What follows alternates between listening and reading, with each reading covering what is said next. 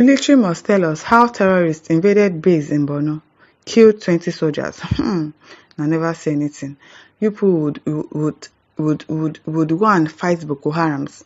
You would arrest them, and then you will now tell us that they have repented, and then you now recruit them into your same army, and you think that they are just you people don't know what you are doing.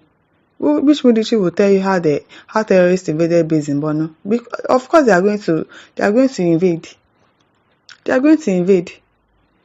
People killed people for so many years, and you are telling us that they have repented, and you are recruiting them back into the military, and you think they will not kill you? They will kill you. They have not even started. I don't intend to raise any alarm or cry wolf where there is none, but our national security is under red alert. Threat. Now. It should be under red alert. Boko Haram, people are supposed to forget them in prison, or you jungle justice themselves. Because as they not killed people, they've killed a lot of people. So if you kill them on sight, there's nothing bad about it. But you will now say they've repented, and then you rehabilitate them and make them soldiers. And you think they've changed, just like and some people they change. Now so.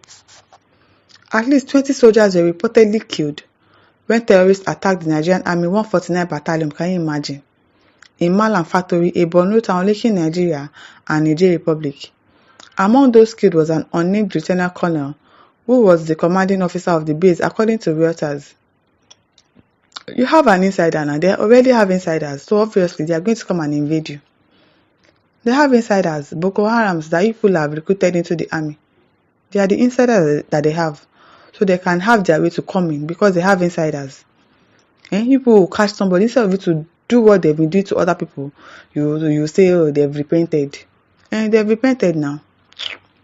The reports published on January 24 claimed that several other soldiers were injured in the attack. Locals and security sources told the news agency that the terrorists who came on gun trucks attacked the base, shooting at unsuspecting locals and soldiers. After reading the news, I waited for an explanation from the army to know exactly what happened. Which explanation are you looking for again? Which explanation are you looking for again? Yoruba will say, so obviously they are insiders. They are insiders. I will know the insiders, the same terrorists that people have recruited into the military, saying that they have repented. They are the ones that opened the door for the ones outside to come inside. You are waiting for explanation. You go waste tire. You want to know exactly what happened and how a group of terrorists was able to ambush a whole army battalion and kill the commanding officer, along with 20 others, while injuring several others. For those who may not know, an army battalion comprises about 1,000 soldiers, combat arms, as well as combat support. But surprisingly, a statement issued on the incident by the Director of Defense Media Operation, Major General Edward Buba, on January 26 did not mention anything about the attack on the military base. They did not even mention anything about it. Instead, the military issued a statement on troop evasion of terrorist enclave in Northeast, where it stated that troops of Operation Hadinkai conducted a clearance operation to a renowned terrorist stronghold, an enclave known as Timbuktu Triangle. The statement said that the operation, which is still ongoing, began on January 16. The military said its troops recorded several encounters with terrorists during the course of the clearance operations, which resulted in over 70 terrorist combatants, including 3 notable terrorist commanders, neutralized. The most intriguing part of the statement was where Major General Buba tried to explain how the soldiers were killed by terrorists. He said, meanwhile, during the operations, the terrorists deployed improvised explosive devices. IED, where did they get it from? Person-borne improvised explosive devices, suicide bombers, as well as vehicle-borne improvised explosive devices, suicide bombers in explosive vehicles. Where did they get all of these things? So how did they come inside the country? Where are they getting it from? Who is buying it for them? How is it transported? How is it imported into the country? People don't know. There's nothing that they know. To ward off troops advance and attack, troops already familiar with the terrorist tactics thwarted the several terrorist attempts, including shooting down the amateur drones used by the terrorists, but they were able to kill 20 soldiers and the commanding officer. Overall, during the course of the operation, troops sadly recorded 22 killed in action, casualties with several others wounded in action. On this account, the media is enjoined to resist publishing names of troop casualties to allow the formal notification of their next of kin. I found it fascinating that the statement by the military spokesman did not mention anything about terrorists attacking the 149 Battalion and killing the commander of the base. There is no valid reason why that omission could have been an oversight, especially when AFP claimed it sent messages to the Army spokesman, Major General Ñ'ARMY, who didn't reply before publishing his report. The military also never debunked the report. Can you imagine? They are trying to hide it. Rather, I sensed an attempt to cover up exactly a tragic official negligence which claimed the lives of our soldiers. How were terrorists able to ambush an army battalion with the increased funding of the military, including purchase of military hardware? Yes, too. Because they've really increased their funding. True. They've increased their funding, make their lives better.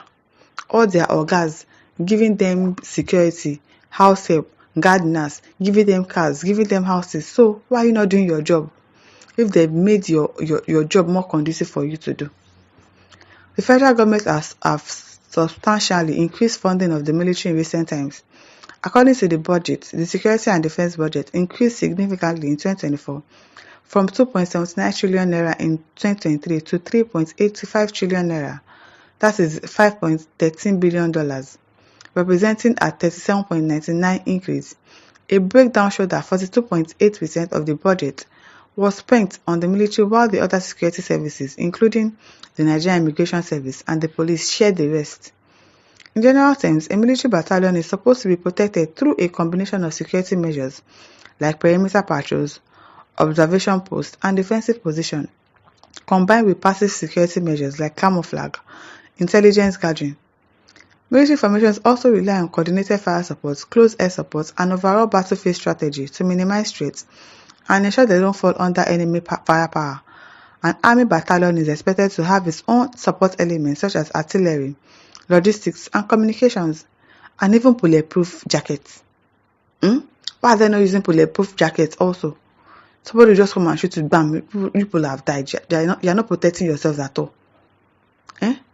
So what happened at 149 Battalion? It is the insiders. This is the Boko Haram that people are recruiting into the army. They are the ones. What happens to the 149 Battalion? The military must be transparent about its operation if it wants the support of Nigerians. Did the 22 soldiers that lost their lives die during clearance operation or when terrorists attacked the army battalion? Did they die during active combat operations against insurgents who were attacked at their base? That is the question the military has not answered and may never answer. Oh, thank God you know. It is my informed guess that someone was not proud about what happened and they are trying to cover up. Imagine, after people lost their life, you are trying to cover up. Now, what for this country? It is well, may their soul rest in peace. Nigeria says fighting Boko Haram is a scam. Good luck, Jonathan told us he has several Boko Haram in his cabinet. I'm telling you, they are dead, they are living in your midst. They are the governors, they are the senators, they are the lawmakers.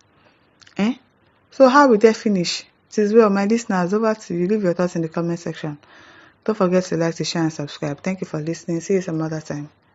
Bye.